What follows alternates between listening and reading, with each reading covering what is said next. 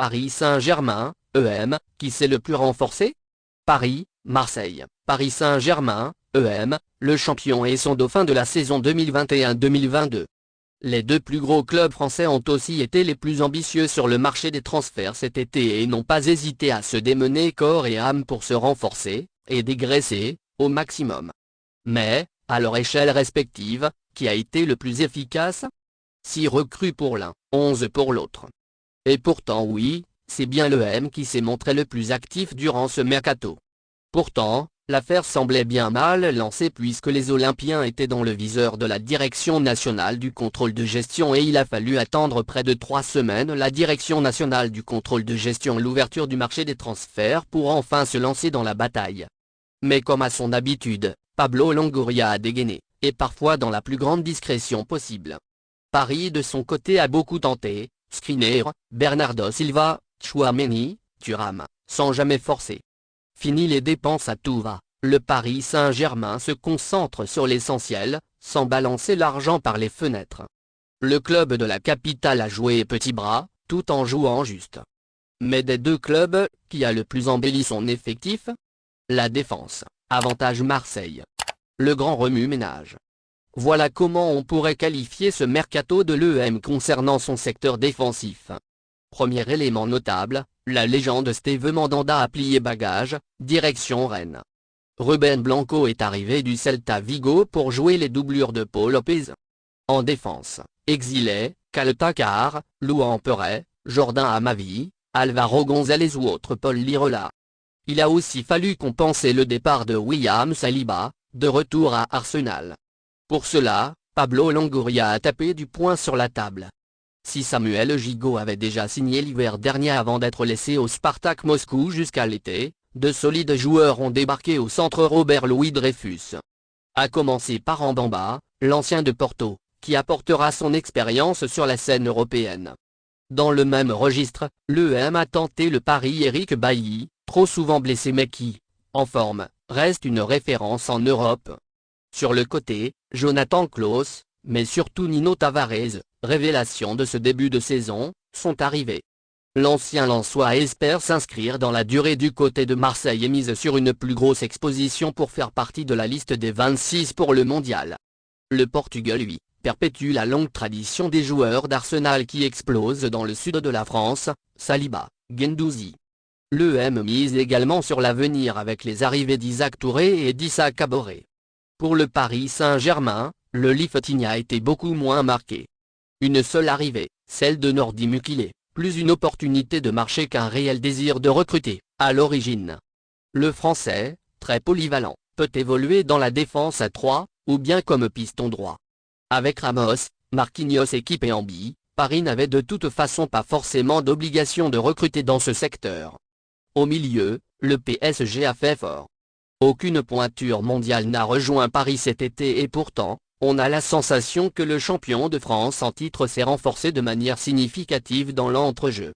Il n'y a qu'à voir les performances de Vitinha, recruté pour un petit peu plus de 40 milliards d'euros mais qui donne déjà entièrement satisfaction. Très complémentaire à Marco Verratti, le Portugais semble déjà être la bonne pioche du côté de Paris. Les résultats, et le jeu, s'en ressentent déjà. Paris a gagné avec autorité toutes ses rencontres lorsqu'il était titulaire. La seule fois où les Parisiens étaient en dedans, et ont concédé un match nul face à Monaco, Vitinha était suspendu. Dans un registre légèrement différent, Renato Sanchez a également posé ses valises dans la capitale. Et pour à peine 15 milliards d'euros. Pour un joueur acheté 35 millions par le Bayern après son superbe Euro 2016, l'affaire est à souligner. Lille avait besoin de vendre, le joueur voulait rejoindre le Paris Saint-Germain et Christophe Galtier qui l'a connu dans le Nord, l'affaire n'a pas été difficile à conclure. Surtout, dans les derniers jours du mercato, Paris a officialisé la venue de Carlos Soler, magnifique manieur de ballon, en provenance de Valence pour 17 milliards d'euros, mais également de Fabien Ruiz, le Napolitain, contre un chèque de 23 milliards. Pour ces 4 lieux, le Paris Saint-Germain a donc dépensé à peine plus de 90 milliards d'euros. Autant dire pas grand-chose, quand on sait que Paris avait coûté 47 milliards, Gay 32, et Danilo Pereira 20. Clairement, le Paris Saint-Germain a été efficace cet été. Du côté de l'EM en revanche, la moisson a été moins fructueuse dans l'entrejeu. Le départ, libre, de Boubacar Kamara a fait mal. Pour compenser cette grosse perte, seul Jordan Verretou est arrivé. L'ancien Romain, devenu international français en Italie, apportera son expérience et sa faculté à se projeter vers l'avant. Amin Harit, de retour sur la canebière dans les toutes dernières minutes du mercato, espère lui réussir un nouveau passage fructueux, après son prêt la saison passée. Son retour se fera une nouvelle fois sous la forme d'un prêt, assorti d'une option d'achat. Devant, Marseille et son grand attaquant. Si l'EM a rongé son frein au milieu de terrain, devant en revanche, Longoria a lâché les chevaux. Marseille s'est débarrassé de Milik qui n'entrait plus dans les plans de Tudoria, peut-être, enfin fait venir l'attaquant tant espéré, Alexis Sanchez a signé, libre. Bien que le Chilien soit sans doute en bout de course, il apportera toute son expérience à un groupe qui espère faire bonne figure en Ligue des Champions. Surtout, le fait que l'ancienne triste débarque libre du côté du Vélodrome fait que le pari ne peut qu'être gagnant pour Marseille. Dans un profil de vrai numéro 9, Luis Suarez, l'ancien avant-centre de Grenade, a également débarqué, pour une dizaine de millions d'euros. L'international colombien espère bien se faire une place au sein d'un effectif très concurrentiel.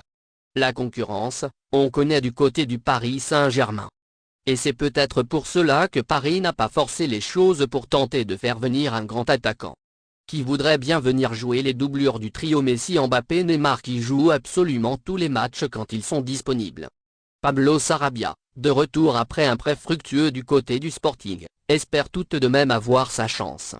Paris a enregistré une seule arrivée dans le secteur offensif, celle d'Hugo Ekitike, la jeune pépite du Stade de Reims. Pour près de 40 milliards d'euros, l'international espoir rejoint le club de la capitale avec de grandes ambitions, pour l'avenir. Dégraissage massif à Paris. Paris a été plus qu'efficace sur le gong, là où l'EM s'est un peu perdu de vue. Les deux clubs avaient besoin de vendre, pour différentes raisons. Paris voulait surtout réduire son effectif et se débarrasser de ses parasites, là où l'EM avait tout de même besoin de renflouer les caisses. Et c'est le Paris Saint-Germain qui s'en est le mieux sorti. Kurzawa a enfin plié bagage, direction Fulham, Diallo a été prêté avec option d'achat à Leipzig, Idrissa Gueye est retourné du côté d'Everton pour 10 milliards d'euros et Julian Draxler a été prêté à Benfica. Sans oublier les ventes de Kalimundo et d'Agba, et les prêts, avec ou sans option d'achat, de Paredes, Wijnaldum ou Kerrer. Si le Paris Saint-Germain s'est allégé, l'EM n'a pas réussi à dégraisser. Bien que Kaltakar soit parti à Southampton, le Croate a été bradé, moins de 10 milliards d'euros. Bambadien était sur le point de rejoindre Nice pour 12 milliards mais un problème a été détecté lors de la visite médicale.